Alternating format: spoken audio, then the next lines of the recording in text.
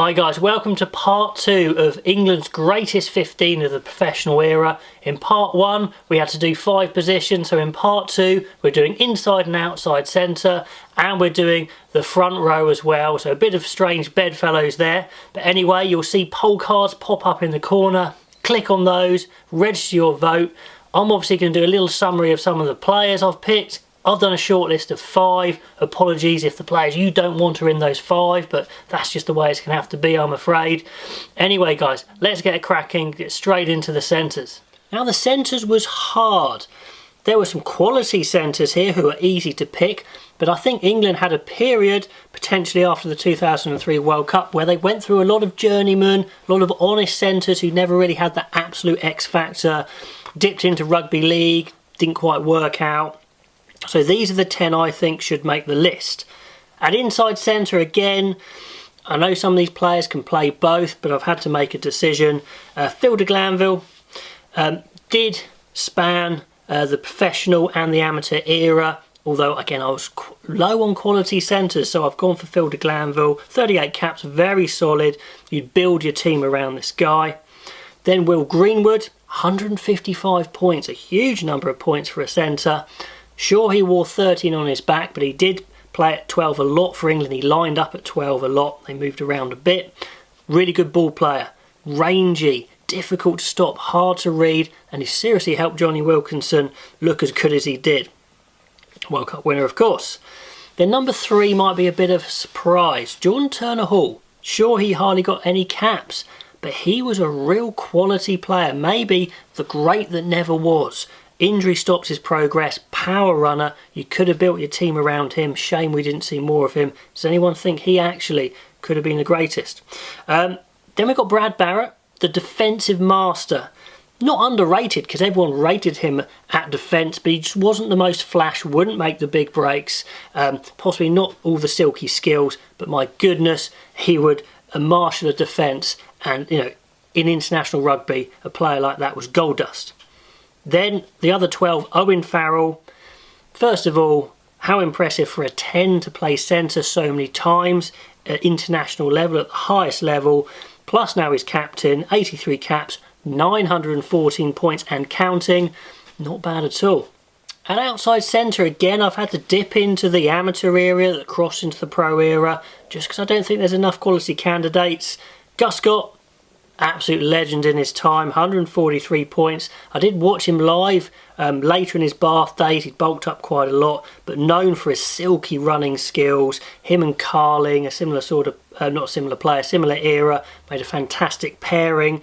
But Guscott did play a couple of years professional, scored a lot of points. Could he be right up there? Then another World Cup winner, Mike Tindall. Power, hard man, fantastic. Again, wore 12, played at 13 largely, you know, really hit the line hard, good kick, good hands as well, just the guy you want in your team. Talking of powerful 13s, Manu Tuilag, no one beats this guy for pure power, and in his absolute prime he is unplayable, just so good. An injury did rob him of some of those middle years in his 20s, still played many times for England, scored many tries. Then last 2, Jonathan Joseph, bit of a Guscott Mark II potentially, 46 caps, very elusive, fantastic footwork.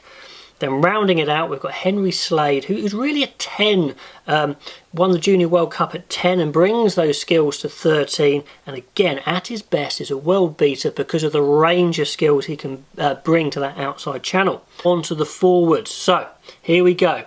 10 best props. I've tried to split them into loose head and tight head. I know some can play both. So, first of all, Graham Rowntree into the loose head. Very technical prop. 54 caps. Real professional. Not always a starter, but ever reliable. Alex Corbisiero, only 31 caps for a guy of his talent is a bit low, but he had quite a lot of injury problems. Really was the complete package. Physically strong, good in the loose, dynamic. Again, injury maybe robbed him of his absolute prime, but had some good periods for England and the Lions. Then the strong man, big Andrew Sheridan, an absolute man mountain, known for his strength, intimidating the opposition with his reputation. Could you pick him at loose head? Then on to two more modern players. Joe Marler, strong, feisty, controversial, sure, but 66 caps say that coaches really rate his physicality. And then Mako Vunipola, the skills of a back, trapped in the body of a forward, of a prop. You know, he's decent in the tight, of course, good carries, but his skills as a prop and his eye for a gap and his reading of the game just makes him stand apart. Played every British and Irish Lions test in 2013 and 2019, which is interesting and says it all. At tight head, you've got to start the list with the fun bus himself, Jason Leonard. Straddled the amateur and pro era, but definitely played a true pro rugby. Loved by his teammates, 114 caps, unbelievable. Strong as an ox, not bad on a team social as well. Phil Vickery, the Raging Bull, 73 caps, 5 Lions caps, and the captain. He was highly rated. Now, someone who maybe wasn't as highly rated was David Wilson, but 44 caps say that coaches liked him. This guy could prop a scrum like no one else. Absolute brick of a prop, and you need that in the international game. Dan Cole, nearly 100 caps, 95, another mainstay of the English team. Very good over the ball in his early years, well known for his scrummaging in his later years. And rounding it out, Kyle Sinckler, much more of a modern prop, very dynamic, most exciting in the loose, his handling as well, sets him apart. On to hookers, Mark Reegan, 46 caps, probably the first hooker of the professional era, but he definitely had that old school edge. A long career, defied his critics, defied them of his limitations, and then he came back from the wilderness to start in the 2007 World Cup final, which is quite a cool story. Steve Thompson, the next on the list, physically one of the most talented hookers ever to play. Huge size for a prop, but played at hooker. And England's the run-up to the 2003 World Cup win, just their number one by a long way, one of the best in the world. An absolute star. A guy who actually amassed more caps was Dylan Hartley, 96 caps, captain under Eddie Jones. Inevitably his early dynamism, his early years dropped off, but his set piece was always rock solid and his leadership was highly rated by his teammates. Injury meant he couldn't compete for the World Cup 2019 squad, but a very illustrious career. Tom Youngs, Ben Young's brother, converted from centre to hooker early on and unsurprisingly excelled in the loose, very good in the ruck. 28 caps under Stuart Lancaster.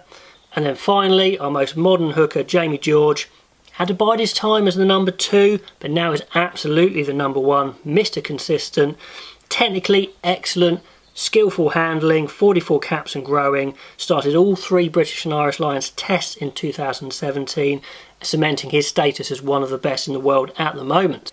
So that's it for part 2, centres and front row done. Tomorrow we're going to come back with the second rows and the back rows, and make sure you got all your votes in for these players, and I'll see you tomorrow.